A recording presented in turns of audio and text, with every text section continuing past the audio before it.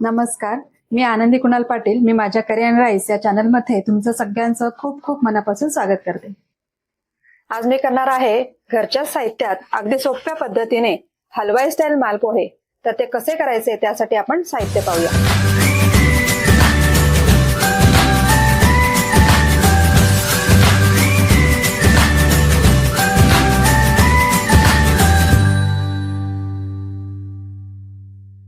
मालपोह्यासाठी मी 1 वाटी बारीक रवा घेतलेला आहे. जाडा रवा जर असेल तर तो मिक्सरवरती बारीक करून घ्यायचा.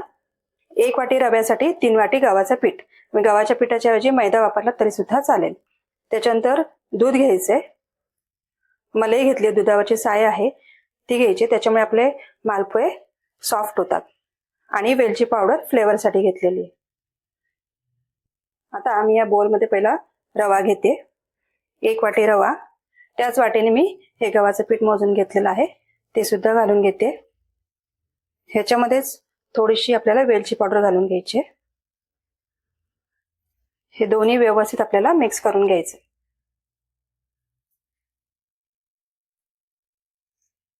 आता ह्याच्यामध्ये आपण ही जी मलाई काढलेली आहे दुधावरची ती सुद्धा घालून घ्यायची.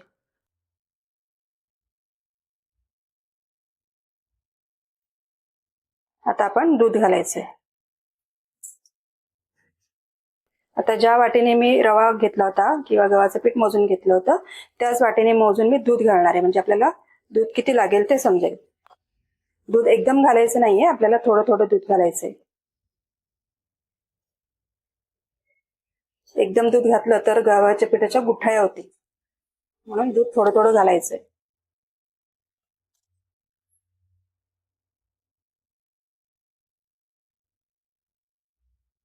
अजून 1 वाटी.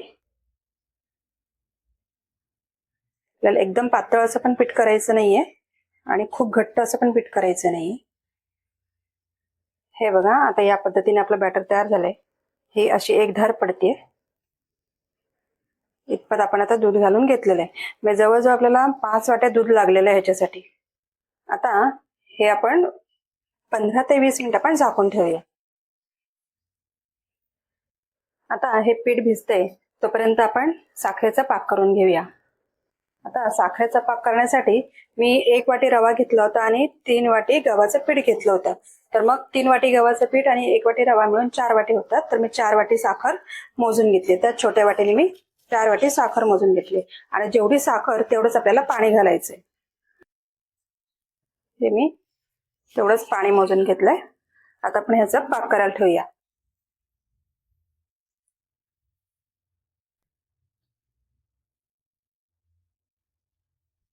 आता ही साखर पूर्ण आपल्याला विरघळून घ्यायची आहे आणि पाण्याला थोडा चिकटपणा यायला पाहिजे इथपर्यंत आपल्याला त्याचा पाक करून घ्यायचा आहे.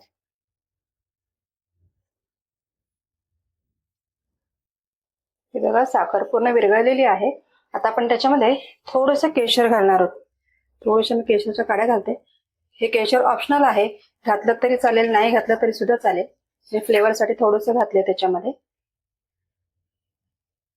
केशर फ्लेवरसाठी आणि कलरसाठी दोन्हीसाठी आपल्याला उपयोगाला येणार आहे. आणि मी 1 चिमूटभर त्याच्यामध्ये वेलची पावडर घालणार आहे, कारण मगाशी आपण पिठामध्ये सुद्धा वेलची पावडर घातलेली आहे. त्याच्यामुळे इथे जास्ती घालण्याची आवश्यकता नाही, अगदी थोडीशी चिमूटभरच घातलेली आहे. हे बघा, आता ह्याला चांगली उकळी आलेली आहे. आता आपण मध्ये मध्ये चेक करायचं. त्याला 1 तारी किंवा 2 तारी असं आपल्याला पाक करायचं नाहीये. जस्ट त्या पाण्याला चिकटपणा यायला पाहिजे इथपर्यंतच आपल्याला ते उकळून घ्यायचे. तर तुम्ही असं बोटाला घेऊन ते बघू शकता. अजून चिकटपणा आलेला नाहीये, अजून थोडंसं उकळायला हवं. हे बघा, पाकाला आता केशराचा कलर सुद्धा चांगला आलेला आहे. आता आपण बघूया. हे बघा, त्याला चिकटपणा आलेला आहे. इथपर्यंत आपल्याला हे करून घ्यायचं. आता आपण गॅस बंद करूया आणि मालपोहे करायला घेऊया. आता आपण जे बॅटर ठेवलं होतं करून ते आपण आधी चेक करूया.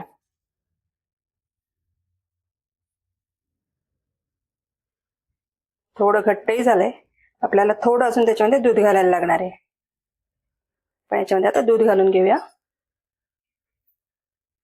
आपण थोडं याच्यामध्ये दूध घालून घेऊया.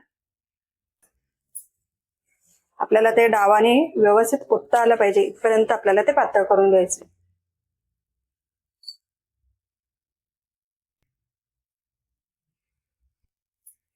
हे बघा आता आपलं बॅटर व्यवस्थित झालेलं आहे. हे बघा त्याला राहत नाहीये, म्हणजे आपलं बॅटर व्यवस्थित झालंय. आता पण मी डावाने बघते.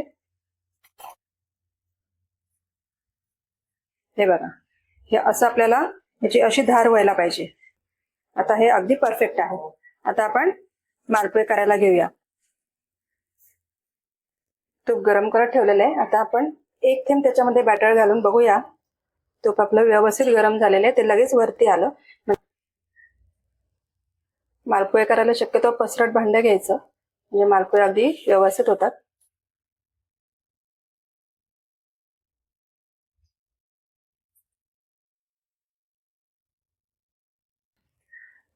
आपल्याला मीडियम फ्लेमवर आपल्याला हे तळून घ्यायचे. गॅस अगदी बारीकही ठेवायचा नाही आणि खूप मोठंही ठेवायचं नाही, मीडियम गॅस ठेवायचा.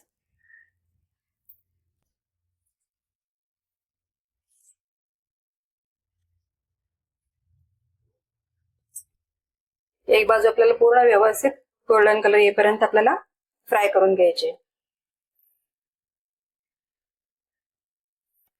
हे बघा तर कडेने आपल्याला थोडा गोल्डन कलर दिसायला लागलाय. आपण आता पलटी मारून घेऊया. वरची बाजून सुद्धा थोडा फुगलाय तो छान.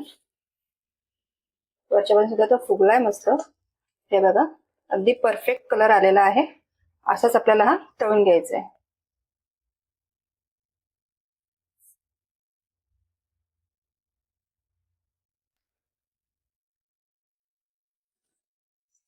आता आपण पाहूया दुसरी बाजू सुद्धा झाली आहे का. दुसरी बाजू सुद्धा त्याची झालेली आहे. आता आपण याला पाकात घालून घ्यायचे. त्याचं तूप जे आहे ते व्यवस्थित निथळून घ्यायचं. आपण याला आता पाकात घालून घेऊया. मालपुळे पाकात घालताना पाक सुद्धा आपला गरम असायला हवा. गरम गरम मालपुआ या पाकामध्ये घालून घ्यायचा आहे. साधारण 3 ते 4 मिनिट आपल्याला तो मालपुआ पाकामध्ये ठेवून द्यायचा. त्याच्यानंतर आपण तो काढून घेणार आहोत. हे बघा आता आपण बघूया मालपुआ. हे बघा अगदी सॉफ्ट झालाय, व्यवस्थित भिजलाय. त्याला आपण काढून घेऊया. दाबून आपल्याला जेवढं त्याचा पाक काढता तेवढं काढून घ्यायचं.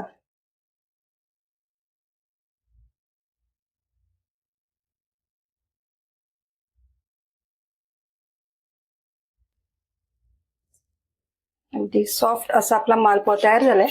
त्याला आपण काढून घेऊया.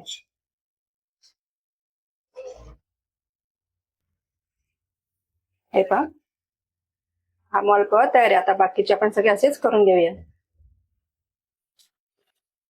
मालपुआचा व्हिडिओ आवडला असेल तर व्हिडिओला लाईक, शेअर आणि सबस्क्राईब करायला विसरू नका.